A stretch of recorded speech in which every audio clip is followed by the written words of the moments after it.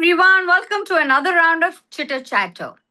We are in a times where attention is so little and all we do is doom scrolling and mental health advice is everywhere. So today we have a chit chat with Reeta Ramamurthy, who is a reading coach, and we are going to discuss all about reading and why reading is important and also highlight on what I just said. So let's welcome Reeta Ramamurthy.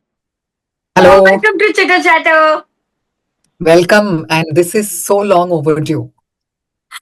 It is the divine timing. Today was the divine timing of us connecting and helping people out there with their reading patterns. Thank you so much. Thank you so much for doing this. And I look forward to you have prepared so exhaustively that I'm really looking forward to this. Likewise, I am. Every time we've had a chit chat, there's so much to learn from you. And today, when the times are such where all of us are a part of doom scrolling and mental health and all of it, I somewhere feel reading plays a very important part. And that's why this chit chat to help people with everything out there. So, Rita, before we delve into something deeper, I want to start with you on how did reading become an important part of your life? Reading was something I started from childhood. So my father used to tell me that you have to go to the British Council Library, borrow 4 books a week, finish reading them within that week, return it, and bring back 4 books for the next week. So, this is how reading started to become a habit. So, 4 books a week was my regular diet. And with time, the books became fatter and fatter. So, one started to identify, okay, I'm enjoying this kind of book, I'm not enjoying this kind of book, this kind of book is helping me in school, this kind of book is not helping me in school, but I'm reading it for my own pleasure. So that's where the habit really started for me. Wow. In fact, now that you're saying, even my reading habits started somewhere in childhood, where Hmm. my librarian used to be like, are you even reading? Because I used to go so soon with the next book that he used to wonder, like, ye bacha kahan se aa gaya? But it came back because my mom and my nana, they were readers. And Yes. seeing them, it just got inculcated because after reading, they were years to what I want to say about the book, the excitement and everything. So it just became a part. Yes, I agree. I agree. And it's the best time to start because neurogenesis is so high. There are neurons literally swimming in our heads, looking to make connections in childhood. And that's the ideal time to begin reading and create the neural pathways that sustain learning lifelong. So at what point did you realize that reading wasn't just a habit, but something people actually need guidance with? Uh, okay, so one has been reading a lot about stress, one has been reading a lot about mental fatigue. Okay. So imagine that you are driving a car and the car breaks down. Your first instinct would be to call someone who knows how a car works, right? So you'll call a mechanic, you'll call someone who can help you out of that situation. Right, Now, when the brain is in fatigue, okay, it's like a car breaking down. There is someone you need to call to fix it, someone who knows how the brain works. So I realized that people are applying solutions to fatigue and stress without understanding the underlying mechanism. Why are they facing this stress? See, stress is a biological cost of distraction. right, That's it. I repeat, stress is the cost. Stress is the price you pay for being constantly distracted. So you cannot solve the problem unless you know how the brain works. So I realize that we need education, all of us, and that it needs to be available in the easiest way possible so people can just take it and apply it while realizing that there is a lot of work to be done. It's not that easy to listen to someone and then think कि कल से सब ठीक हो जाएगा. जितना time बिगड़ने में लगा है उतना ही टाइम सुधरने में भी लगेगा. सही. So to realize that this is actually a process, and you need to understand how your brain works and how it expends energy and how it functions, then you can solve the problem. So this is where I realized, and there was so much, you and I share articles about this, Right. where we say that mental health crisis is on the rise and distraction is on the rise, and we've spoken about it, and I'm sure many of us are aware. But there are no quick fixes. And my endeavor is to say that there are no quick fixes to this. You have to get deep into it to solve it. We were talking about articles that we've exchanged. So recently, an article by Dr. Alok Kulkarni spoke about how shallow consumption of content and misinformation is affecting mental health. When you Hmm. read something like that, what resonates with you as a reading coach? Okay. So many things, but to make it simple, because we said that we will make it simple. Okay. Now you have a bank balance. Okay. All Now right. equate this bank balance to your neural capacity. Bank balance equals neural capacity. Now, if I waste my bank balance on things I don't really need, then there will be very little left to do the things and buy the things I need. Right. Neural capacity is exactly like that. Because we spend it on things we don't need, there's very little left to do what we need. So I agree with what this article is saying. By the time it comes to focus and attention, we are in a state of imaginary urgency. It isn't really true, but we have created it. And because of that, we have so little left to give. Attention is this supremely precious brain resource we enjoy, but we've already wasted it. So now, how do I have attention left to focus on the things I absolutely need to do? And this is what Dr. Kulkarni is speaking of. Wow. Now, for our readers, you know what? Because there's a lot of myth and all around reading coach and all of that. Let's break this also down simply for our listeners. That what exactly is reading coach? So this was a term given to me by my friends. I didn't even think about it. So one of my friends actually called me. She knew me way back in my college days. And she said that, Rita, I think that if employees in my company just read, they would solve half their problems. I And agree. you are someone who's always turned to reading. So why don't you come and, talk to my people about your experience with reading? And she called me and we had a fabulous session. We had about 8 follow-up sessions after that. And when she started introducing me to her colleagues, she said, Rita is a reading coach. And I looked at her and I said, okay, is this going to stick? So the name was given to me, but now I am told that I have to own it up. So what I have decided to define it as, for the sake of all of us to have a common understanding, is that a reading coach applies neuroscientific principles to mental well-being as therapy to improve quality of life, both personal and professional. So that's how I define it now. So, how is reading coach different from a teacher, a tutor, or someone just recommending books? I don't know where these lines begin and where they stop, honestly, because sometimes I've had teachers who have changed my life in more ways than they were required to do in the classroom. They went above and beyond. Uh, as a reading coach, I can probably share an example where we had a situation where a father and son actually didn't get along. And like my friend had asked me to speak to her employees, Another friend asked me to talk to the father separately and the son separately. And we understood why they had a breakdown. Okay, because we spoke of reading coach as applying neuroscientific principles to mental well being and delivering it as therapy.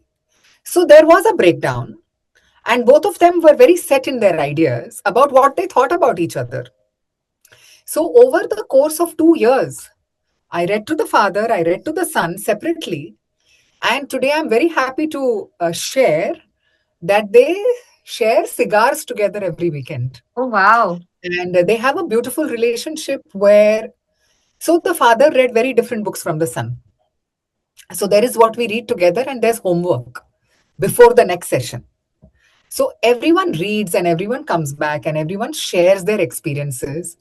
So through reading, through targeted reading practices, we arrive at gaps in their realizations. It's very, very powerful. And because reading is a very focused activity, you know this better than anyone else. You are doing so much to promote reading, Shweta. When they read, they are able to focus and they are able to bring their attention back. Right. It is like protecting your bank balance, like we discussed earlier. And because they are able to protect their bank balance or protect the activities that sap their energy, they're able to appreciate what matters. And they come back on a page where, at least on a common page, where they can connect lines and come back together. Is this making sense?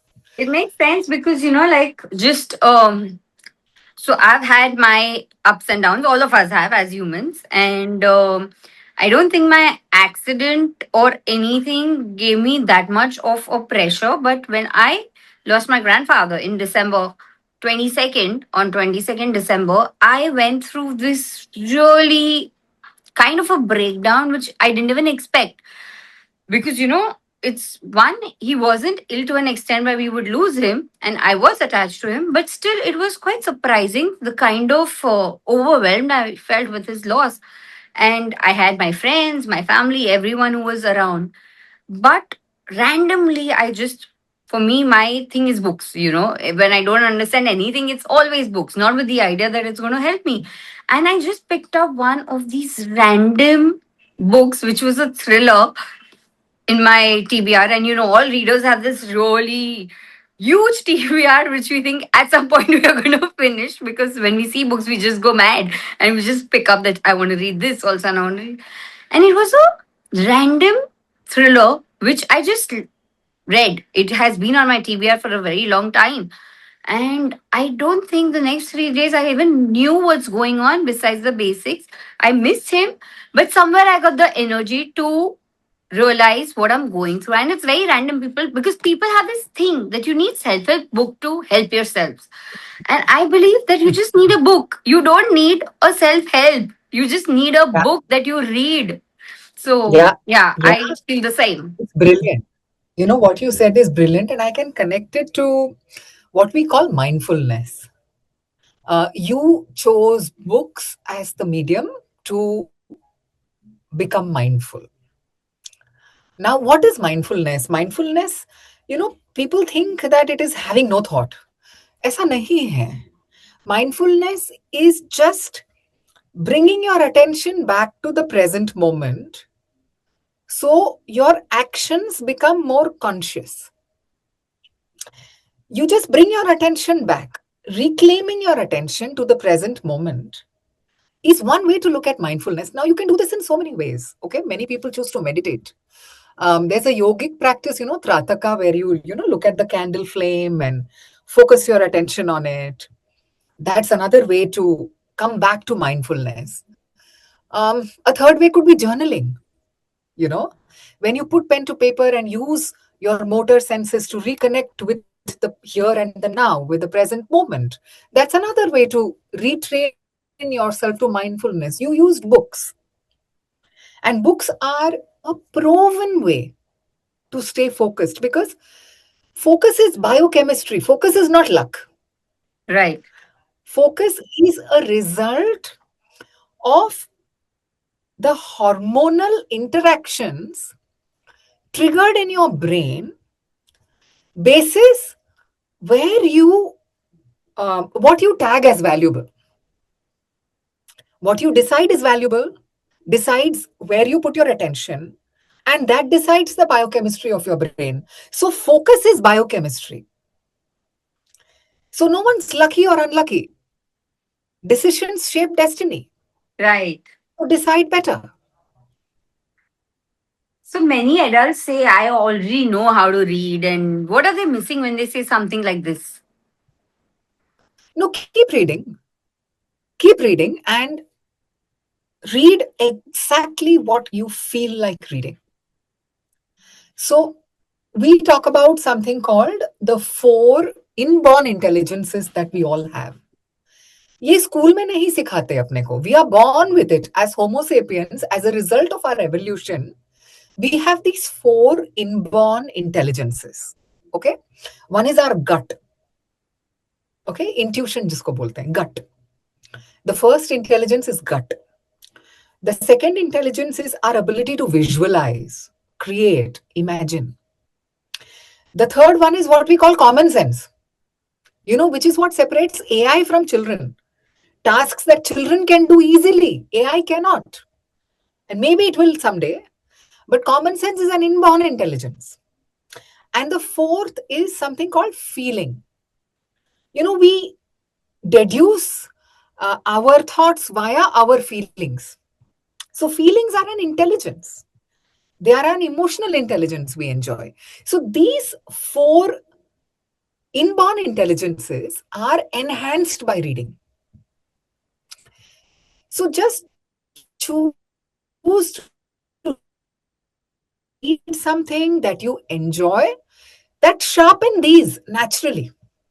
And that unlocks better decision making, less mental fatigue, better emotional regulation, better clarity in difficult situations.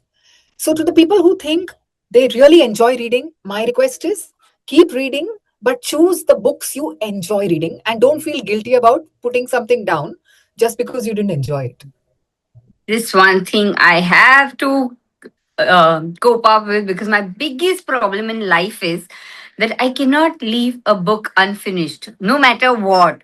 I have to drag myself to finish it. And, it's like, and you get irritated because you're not enjoying it. But somehow, this is the only one thing I still have to learn. And I'm sure that we have so much to learn from you as well. So please teach us a few things too. That I will. But today, here we are all about learning from you. So, I want to ask you another question. Dr. Kulkarni's article talks about shrinking attention spans and surface level understanding. So, do Hmm. you see this is reflected in adults too who come to you? You know, uh, Sometime back we spoke about mindfulness is bringing attention back to the moment. So let's look at the brain as adaptive. We call it neuroplasticity. Okay, so when you decide something is valuable, the brain wants more of it. Okay, so when you scroll a lot, okay, when you surrender to distraction, when you allow yourself to be led rather than lead consciously, right? The opposite of mindfulness. When you're in that zone, the brain enjoys that too because it's neuroplastic. So it wants more of that. Okay. Now, when it wants more of that, what is happening is the brain is training itself to enjoy shallow processing. And it goes on and on and on, where you reach a point where you are not able to bring your brain back to do deep processing because your brain has transited into another zone. What you need to do is challenge yourself again because energy flows where attention goes. So when you channel your brain back into deep work, and this is the work we spoke about, it's not कि आज सोचा कल हो गया. It will take diligent practice of reading 30 minutes a day or more, depending on how much you enjoy, over a period of time to train your brain back. It's like if you want a great, what do they call it, six packs? You have to go to the gym. You cannot sit, I'll go to the gym for 2 days a week and I'll get my six pack. It's not going to happen. So, deep processing is also not going to happen till you commit to making your brain enjoy deep processing. And that takes work. And the side effects of this deep processing, which are emotional well being, emotional regulation, being able to be calm, being able to focus, these are priceless. True that. What are the most common struggles adults are facing today when it comes to reading, like lack of focus, racing thoughts, emotional disconnect? What is it according to you? See, like we said, focus is biochemistry and attention burns glucose. Okay. So this is the bank balance. So the biggest challenge people are facing is that by the time they pick up that book, they have already spent a lot of attention elsewhere and they have very little left. So they take it, just too difficult. Let me try this tomorrow. Okay. And this procrastination also becomes a habit. Right. Because activities that require lesser glucose, lesser energy to be burnt, take precedence. Right? So the biggest problem, see, adults are causing these problems for themselves. You have to mindfully choose, and you are role models for your children. You Right. are role models for society. Absolutely. You are role models for your colleagues. You are role models for your juniors. So you have to make a very conscious effort to be seen reading, not just for yourself, but for the people that are learning from you. So this is a common mistake, I would say. I had there's this quote interview where I'll quote Mr. Salim Khan. He said, the problem with adults is they hear everything, but they don't comprehend. Huh. So, do you feel that adults are reading more content but understanding less meaning of it? Uh, See, what we call reading and what we call skimming are two different things. Skimming is associated with shallow processing. In skimming, you are perhaps reading every fifth word, every second sentence, reading the headline, gleaning over the rest of it. That is skimming. So, skimming naturally is going to result in shallow processing. Reading is a very deep, cognitively demanding process. And which is why, uh, when they say that when you stretch a rubber band, it never comes back to its original size. So a mind that is stretched by the possibilities of reading can just expand that much more. And when you expand to your full width, you are able to take more. There is more space available. And that space is used up for deep processing. Do you feel that the article of Dr. Kulkarni warns against quick fix mental health advice on social media? From your perspective, what happens when people replace deep engagement with content scrolling? I think that with due credit to all the content creators who are doing wonderful work, in fact, a lot of them, let's give credit where it's due. A lot of them are doing incredible work. People like you. I think even people like Ganesh Prasad, I've seen his Think School podcast, or even say Raj Shamani, figuring it out. I think they're doing incredible work, bringing perspectives out there. So while we appreciate and respect that, I think the important thing is to use each medium for its strengths. Okay, so podcasts are excellent triggers. So if you watch a podcast on how to make an investor pitch and you learn something from it, use that as a trigger to go deeper. Study it, and then you can make that pitch, right? So you cannot watch 5 podcasts on heart surgery and imagine that you've become a heart surgeon. Yeah. So this is the difference. So there is something that's a trigger, and there is something that is a result of deep learning. Reading is the brain's primary mode of learning. This has taken 600 million years to achieve. So I will clarify this because I said this on another podcast and a lot of people ask me questions. 600 million years ago, the first bilateral first brain appeared among bilaterals. This is a part of human evolution. Reading is just 6,000 years old. So Oh, imagine from 600 million years to 6,000 years, how long it took for us to learn reading. And it was when the brain evolved. So we talk about evolution of the brain in 5 stages. The last stage of evolution involved language, reading. The last stage, only when the brain had evolved to its maximum peak, did we learn language and reading. So this is so important to understand. Use all mediums as triggers, but then use deep learning techniques to go deeper into a trigger that will benefit you. how does reading train attention differently than consuming short films or virtual content? So,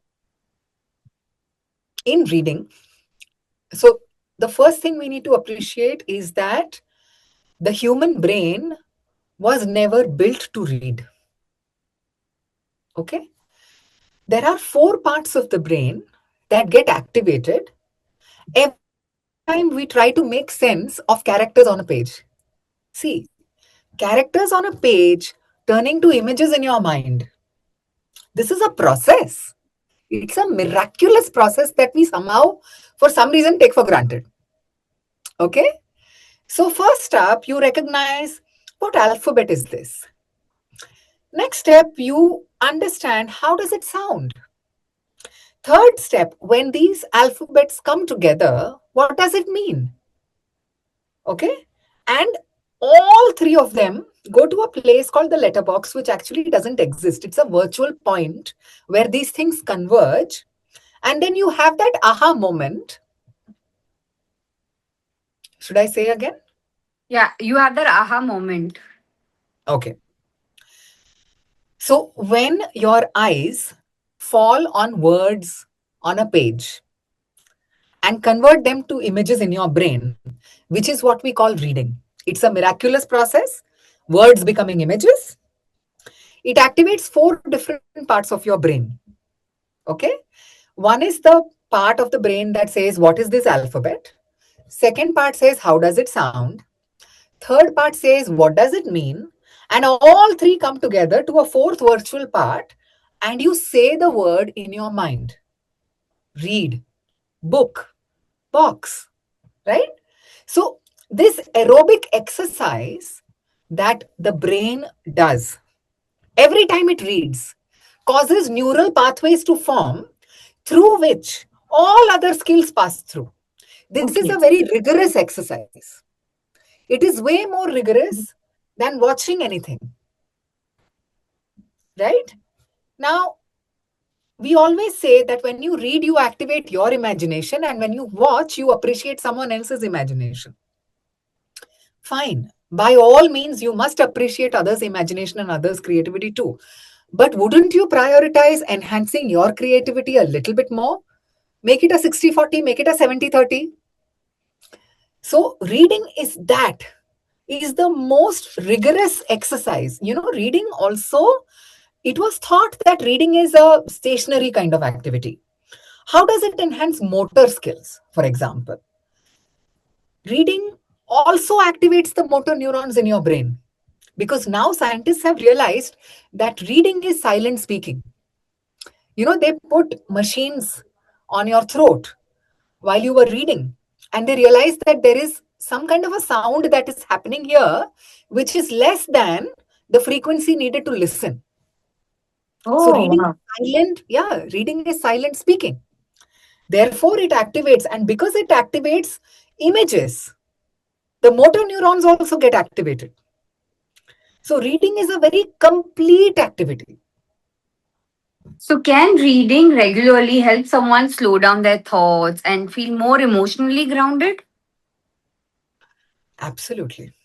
Absolutely. Reading is proven to reduce the imaginary urgency created by multiple things demanding our attention. And, if there is a fire behind me right now, I cannot be sitting and talking to you, right? The constant bombarding of multiple things demanding my attention, which is creating imaginary urgency in my brain, doesn't let me focus, right? Because it's potential emergency. Oh, something's happening here, something's happening there. I got this notification, I got that notification. Do I need to look at this? Do I need to look at this? Where do I need to put my attention? This is imaginary urgency. Kuch nahi hoga, just keep your phone aside for some time, right? So, this imaginary urgency is causing me to be in distress. Reading is a very focused activity. It's going to make me mindful, bring my attention back to the present moment, ground me in the activity that I'm fully present to, and definitely make me respond rather than react. Reading is not a therapy. At least, not many people think it to be therapy. But how can it support mental well being responsibly? Okay, so when we read, say we are reading something about an area in our life that needs attention. Okay. So I always say that no matter what your problem, the answer lies in the pages of a book.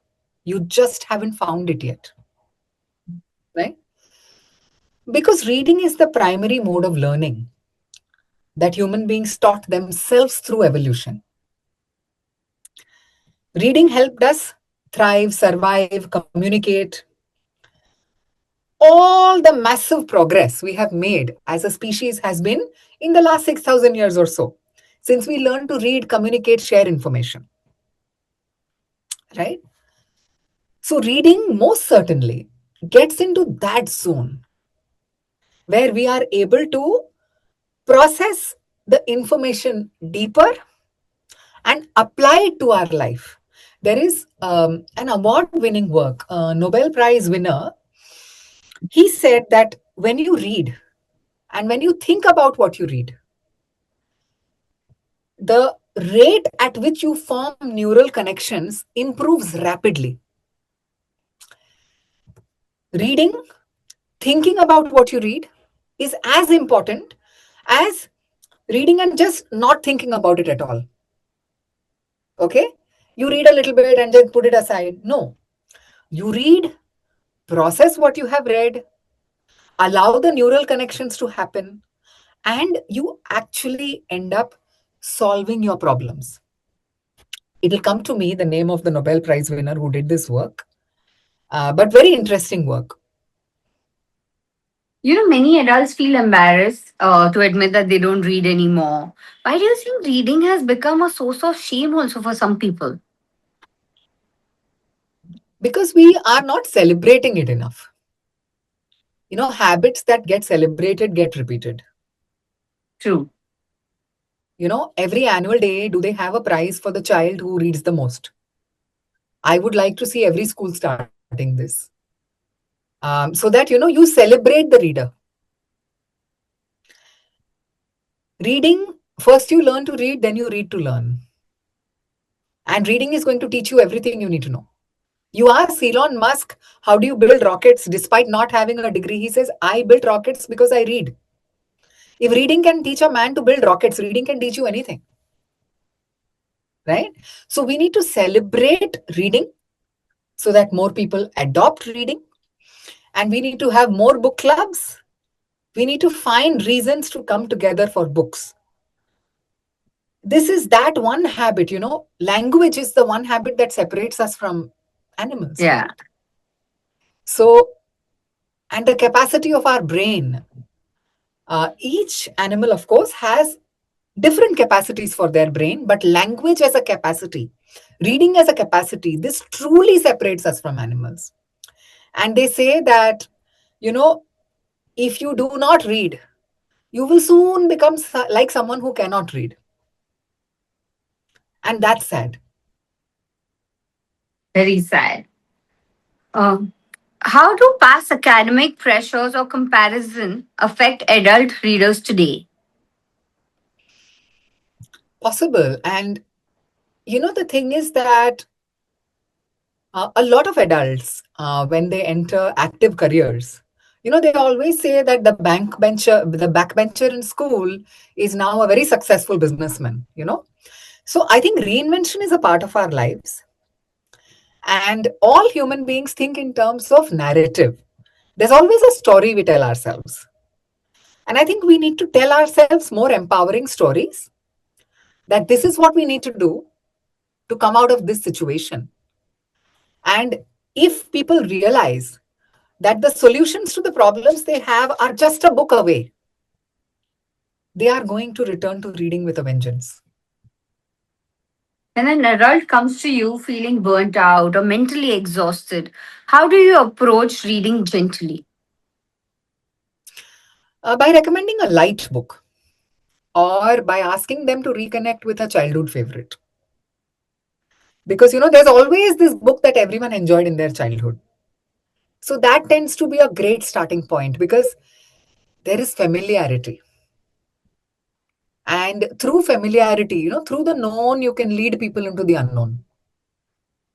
What if somebody is not a reader Ah, and is having this really strong belief that no, no, no, I'm not a reader. I can, if I have to get out of my mental fatigue or the stress or depression, I will rather go to the gym or I will join some physical activity because sure. he or she has decided that I'm not a reader. I can't read. What would you do with a person like this? First up, I would say that there are many paths to mindfulness. Reading is one of them, right? Reading is a fantastic path to mindfulness. But if you prefer yoga, if you prefer meditation, if you have another practice, then by all means go for it. Okay? All you will realize is that reading will enhance those practices too. And when you realize it, you will come to reading, right? And there's this very nice book which says that don't believe everything you think. That's a book I recommend quite often. And people enjoy it. It's a very, very easy to read book. It's peppered with anecdotes, and it helps people come to terms with some of their own misconceptions. Wow. So, and also when one has a rigid belief and you give them something like this, They automatically they believe are, everything. I like this. I'm going to read this one very soon.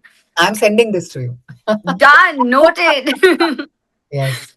So, what is a typical reading coaching session look like? Okay. So the first 2, 3 sessions, we talk about life situation, objective. Typically people have tried one or two kinds of therapy before they come to me. And it's purely by referral.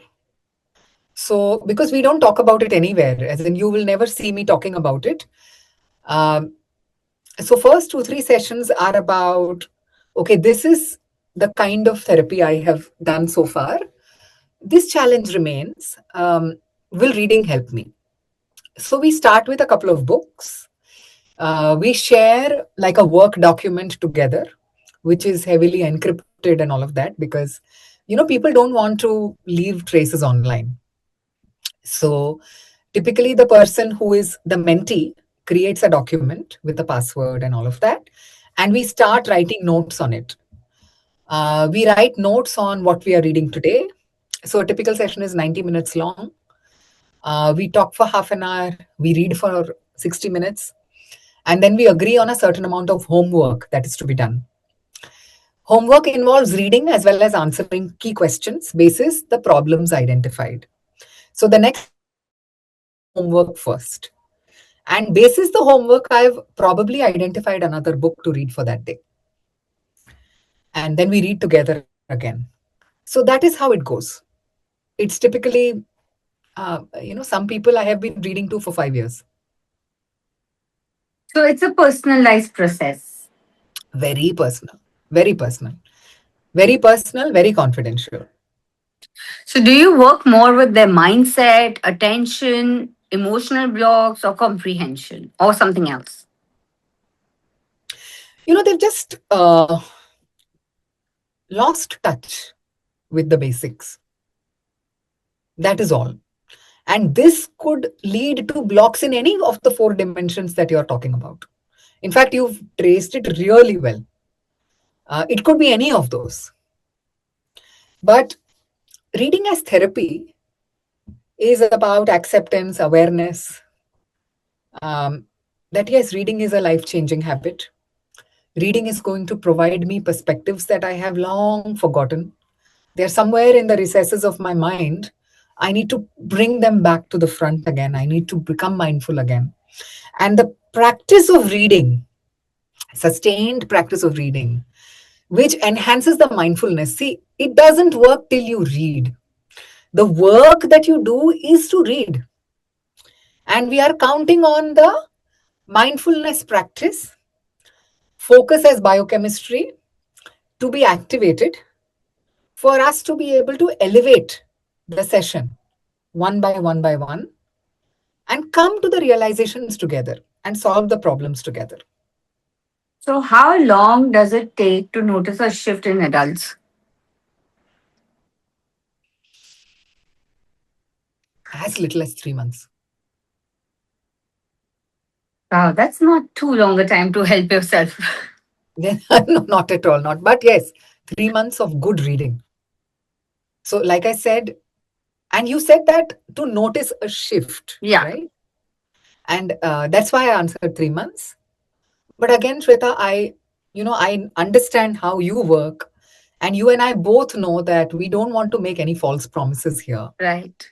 This is hard work, and you have to be willing to commit to consistently doing the hard work to see change in your life.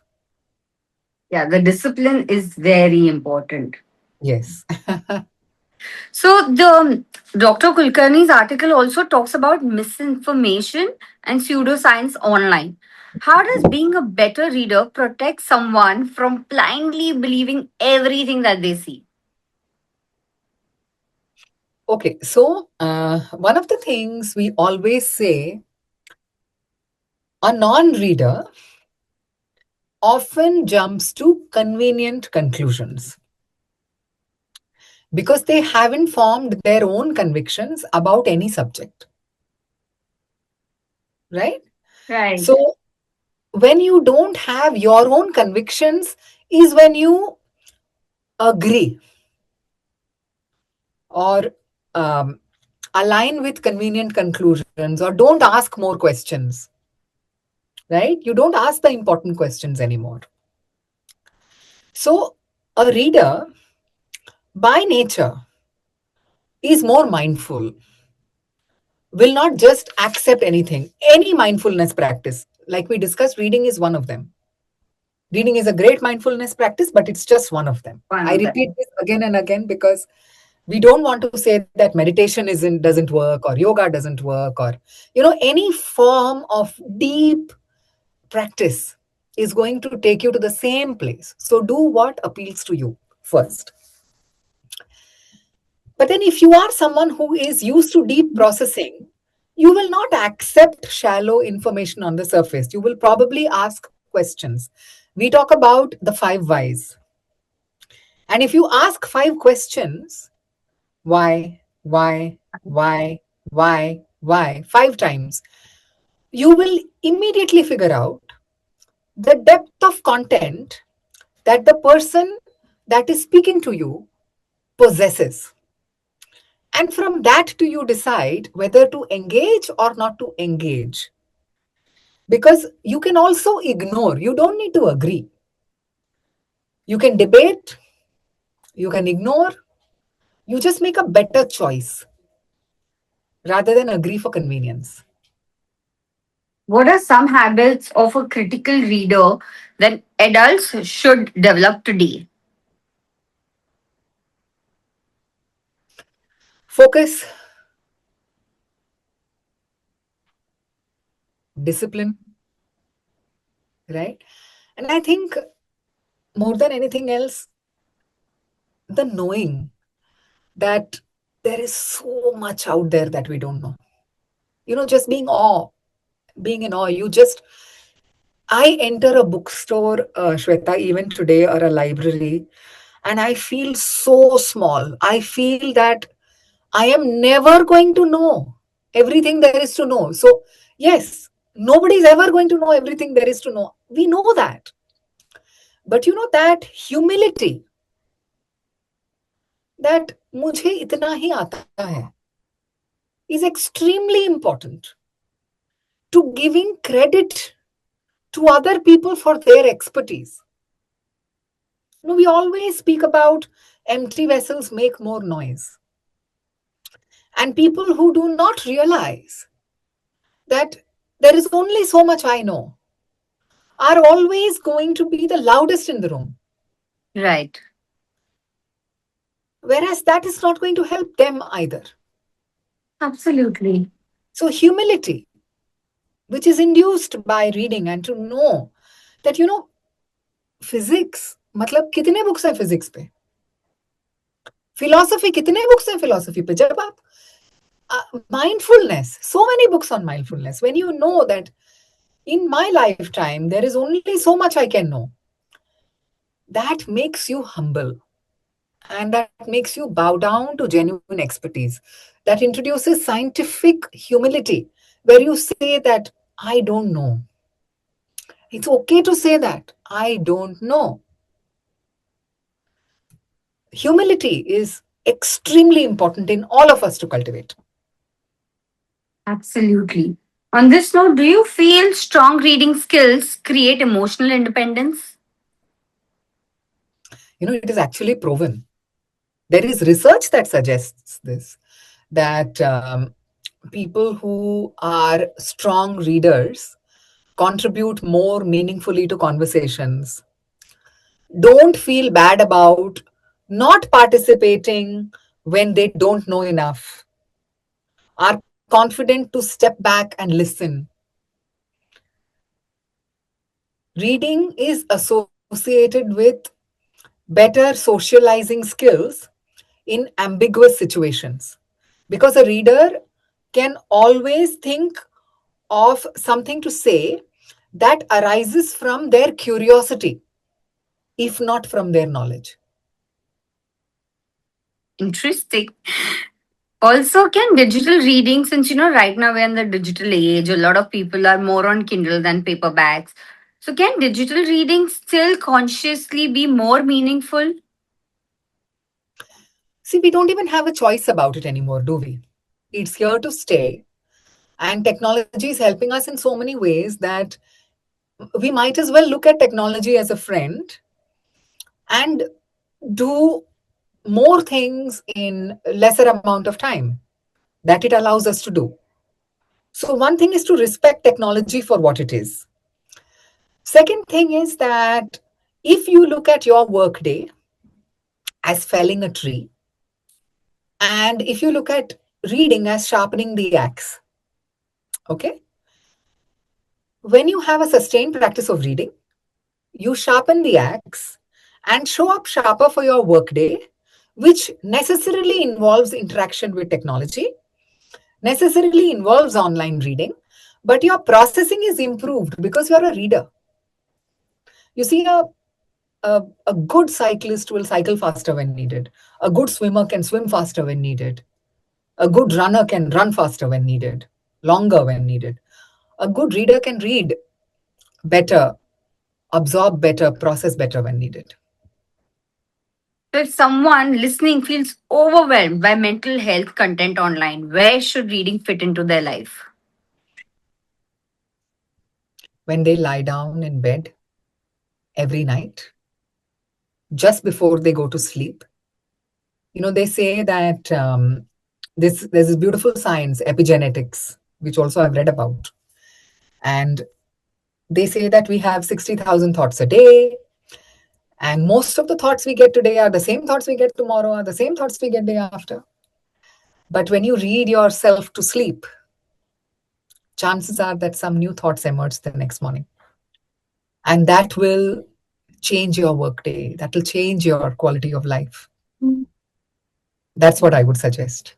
So, okay, what would you say to an adult who wants to read but feels they've lost the habit? Start small and go back to either a childhood favorite or visit a bookstore, discover something new. Or the fourth thing would be to write down a current problem that they are facing in their life and find a book for it. Because when you read what you use and use what you read, that's one of the nicest ways to get back. Like I said, things that we find useful, we do more of that. Habits that get celebrated get repeated. So reconnect with your reason to read. Finally, in a world full of noise, what does reading quietly give us? Mindfulness. It restores attention like nothing else can. And attention is the most precious currency. It's like mining gold. Attention is like gold. And the value of it is just increasing day by day. And you need energy to mine gold. You need energy to harness attention. So think of your attention and your focus as gold. And mine it, harness it, develop it. And now, a quick chitter chatter, rapid fire round. Are you ready? Oh my God, am I ready for this? So, one myth about reading you want to break. Don't feel guilty about books that you couldn't finish. This is for me. I'm going to make a mental note. One book you often recommend to adults who are restarting the reading habit. The one I told you about, don't believe everything you think. Physical books or digital books? Absolutely physical. 10 minutes of reading a day, is that enough? Even 6 minutes is enough if you are reconnecting. But then you have to find a way to take the 6 minutes, like interval training in your gym. You have to find a way to take the 6 minutes to 30 minutes.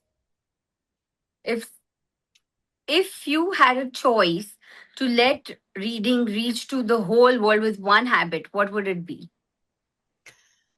With one habit. So reading is the habit, but perhaps, corporates could have a reading hour, right? Schools could announce the best reader in their annual days. We should just celebrate reading more to bring it back. So readers feel that they are seen. And then Keeping more it people the will want to aspire to want become to readers. aspire. Absolutely. When you are gifted with something, there is that thing that you feel like, oh, this is working for me.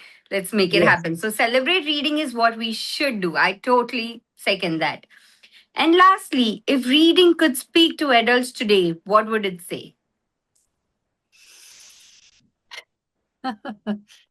uh, you are paying too high a price. Wow. On that note, thank you so much for your time for Chitter Chatter.